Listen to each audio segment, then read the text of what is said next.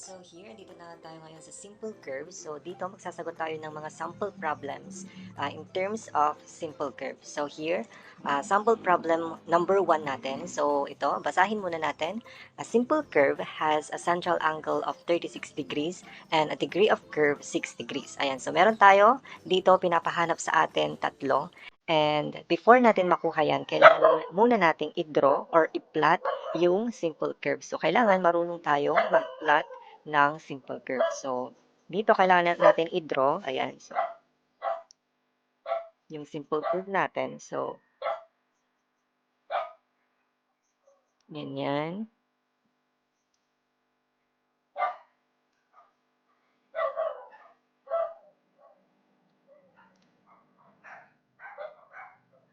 Ayan. And then, kailangan natin siyang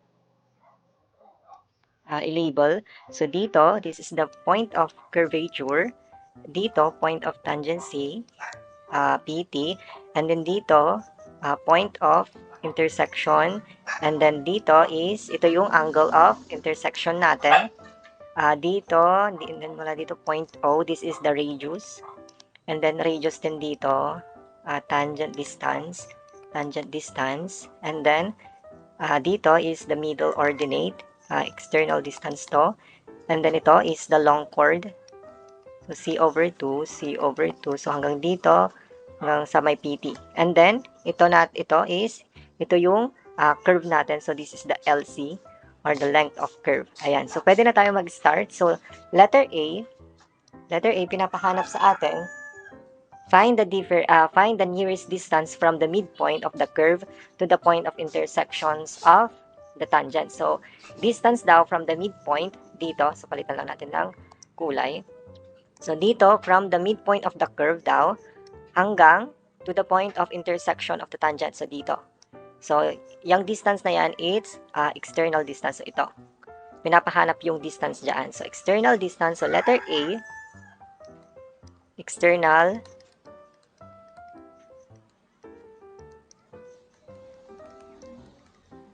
distance. So, ang formula natin for external distance is equal to E is equal to R times secant I over 2 minus 1. Ayan. So, dito, kailangan natin ng value ng radius. So, R is equal to, so pwede natin gamitin yung formula na 1145.916 divided by D or the degree of curve, since yung given yung degree of curve natin which is 6 degrees. So, pwede natin gamitin yan para makuha natin yung radius. So, 1145.916 divided by 6 degrees. So, ang makukuha natin sa radius ay equal lang siya sa 190.986 meter. Ayan. So, pwede na nating isalpak sa formula natin. So, R. So, secant, wala naman sa calculator yan.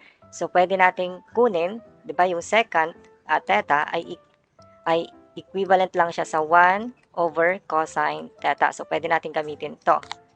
So, isalpak lang natin yung I or the angle of intersection. Dito is, ito, central angle natin is 36 degrees. So, dito, I over 2. So, I over 2 is 18. Ayan. So, pwede natin ito, gamitin natin to 1. So, salpak na natin. So, write lang natin. So, 1 over cosine I over 2 minus 1. So, E is equal to R, which is, nakuha natin, yung radius, which is 190.986 meter times 1 over cosine, so 36 divided by 2, minus 1. Ayan, so compute natin, yung makuha natin external distance is 9.829 meter.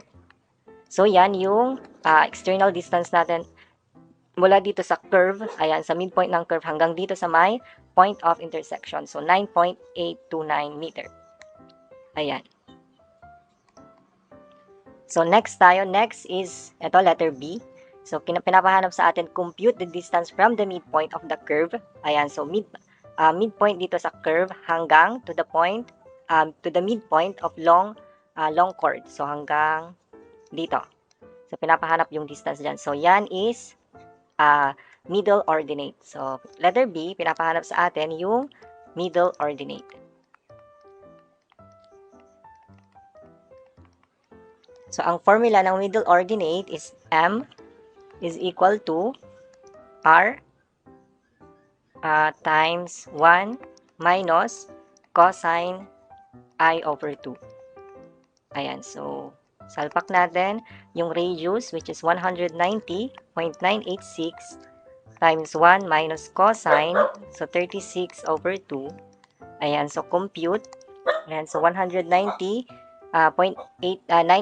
times 1 minus cosine 36 over 2. So makukuha natin dyan is 9.348 meter. So yan yung distance mula dito sa midpoint ng length of curve natin, or dito sa may midpoint ng curve natin hanggang dito sa may midpoint ng long chord natin. So, yan is 9.348 meters. So, yan yung distance, or yan yung middle ordinate natin. So, letter C, eto. So, dito na lang. Next tayo.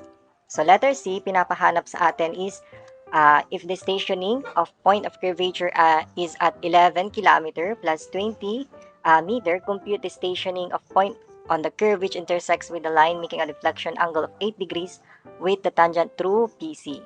Ayan, so i-draw ulit natin yung simple curve natin.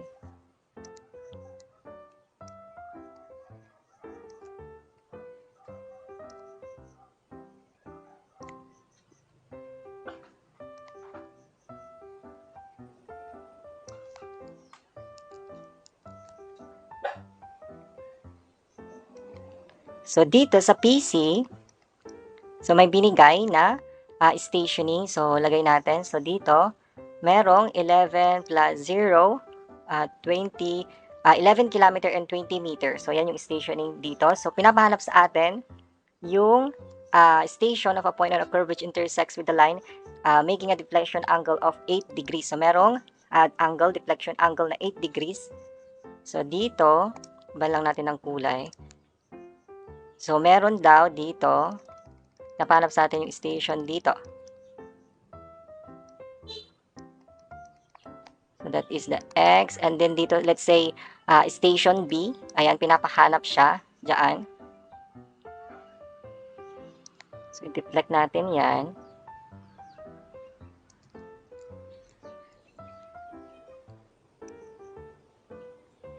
Parang ganyan siya. So, dito, may angle tayo dito na deflection angle, which is 8 degrees. So, para makuha yan, so this is I. Ayan, kunin natin. So, yung I dyan is 16 degrees. So, paano naging 16 degrees yan? So, kung maalala natin, i-relate natin dito sa kung maalala natin to,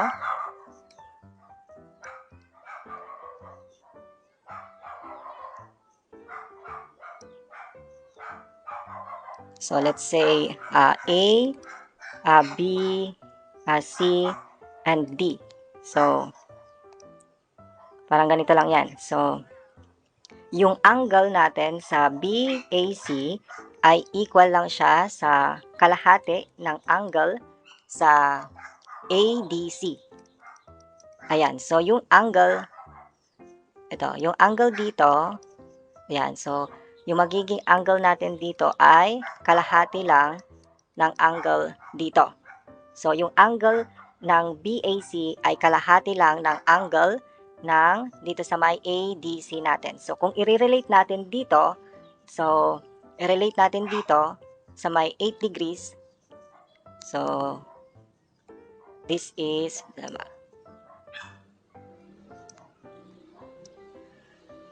so, kung i-relate natin dyan, this is the I, and then ito yung angle natin, which is the 8 degrees. So, para makuha yan, so, di ba, kalahati lang, yung angle dito is kalahati lang ng angle dito. So, I over 2 is equal to 8 degrees. So, para makuha natin yung angle dito, so, 2 times 8 degrees. So, yung angle natin dyan is 16 degrees. Ayan. So, ganyan siya. So, kaya naging 16 degrees. Ayan. So, I hope sana nakuha natin. Ayan. So, ganyan.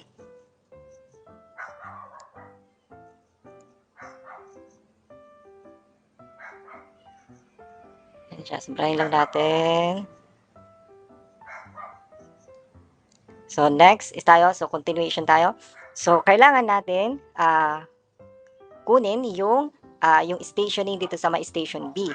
So, para makuha yan, so station B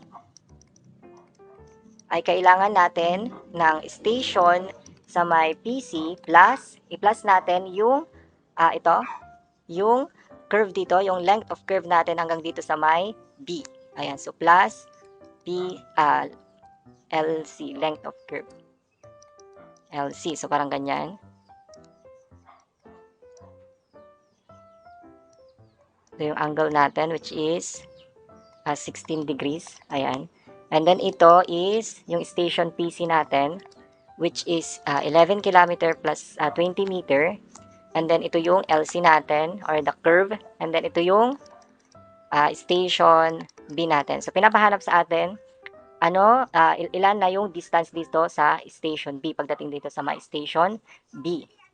So, before natin makuha yan, so kailangan nating mag-travel dito from dito sa may PC papunta dito sa may curve na yan. So, tandaan natin na kapag ang travel natin is pa-forward, so kailangan nating i-add yon. So, plus yung natin. So, station PC, pag pa-forward, papunta dito sa may station B, so i-add natin yon. So, plus the length of curve natin.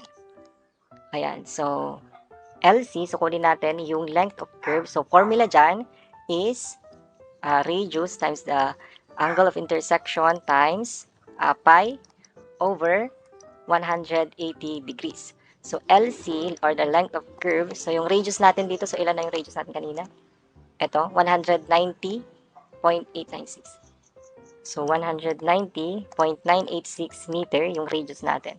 So, 190.986 meter times yung angle natin, or ito angle of intersection, which is 16 degrees. And then, multiply natin